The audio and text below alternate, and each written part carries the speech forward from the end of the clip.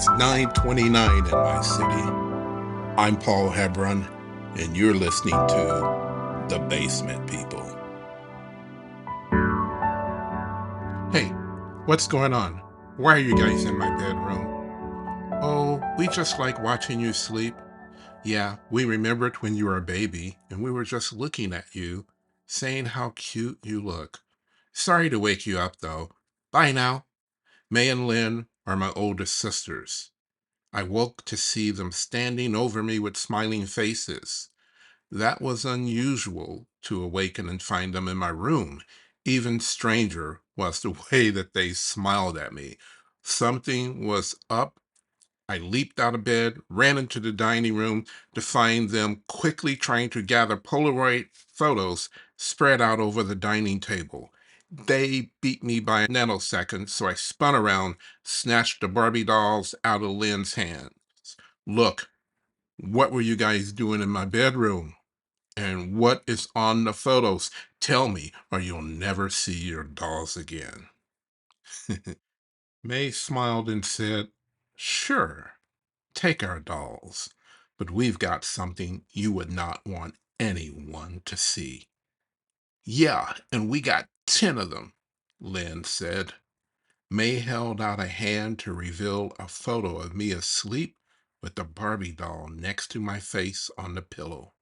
My jaw dropped, and so did the Barbie dolls in my hands.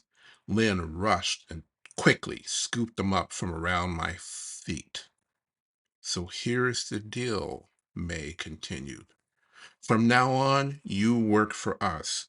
If we say we want you to bring us Kool-Aid, then you bring us Kool-Aid. If we tell you to mop the kitchen floor, then you mop the kitchen floor. You belong to us now, precious. Is that understood? I was paralyzed. My jaw was still hanging wide open at the thought, the horror of anyone ever seeing the photos. I couldn't speak. These were the same two girls that less than 5 minutes ago were telling me how cute I was. Lynn began by saying, If you don't do what we say, then we will make sure that everyone knows you sleep in the bed with dolls. But I don't sleep with dolls. Well, according to the evidence in my hands, you do, May coldly expressed. And oh, don't even think about telling mom and dad, because if you do, you'll pay. Oh man, what a way to wake up on a Saturday morning. I couldn't punch my sisters because that was outlawed in my household. Dad would not take kindly to that at all. And I've only had to be spanked once by him. That's all it took. Never spanked me again. I needed to think, I needed a plan. All right, you guys. You win. But before I do any slave work, I need to go back to bed and finish sleeping. May and Lynn stepped aside and said, Yeah, okay, sure, go ahead. But when you get up, we'll be waiting.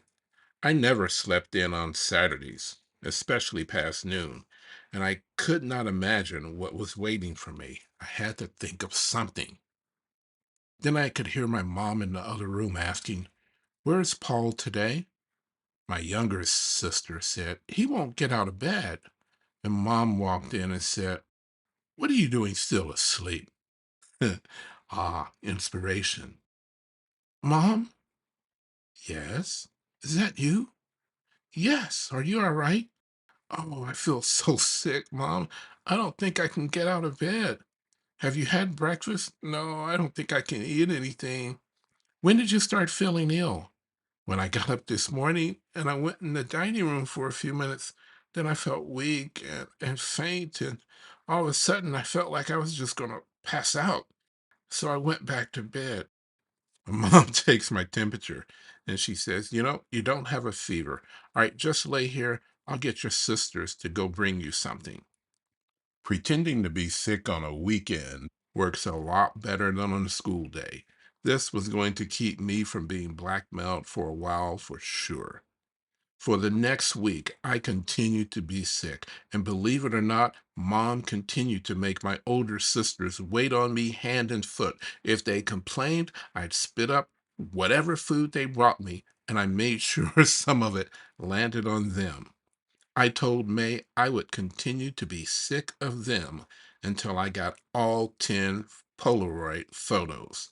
I was surprised to see that only one photo, and that was the one that May showed me, came out. The other 9 were too dark, blurry, or covered by one of their little greedy fingers. My amazing recovery was worthy of celebrating, so I celebrated by stealing all of their dolls one night and hiding them in the basement. Did they accuse me of theft? Of course they did. But all I needed to do was cough to stop the accusations. Hey, I'm Paul Hebron. You're listening to The Basement People. Leave a comment, subscribe, or follow. Let me know what you think. All right, take care. We'll catch you next time.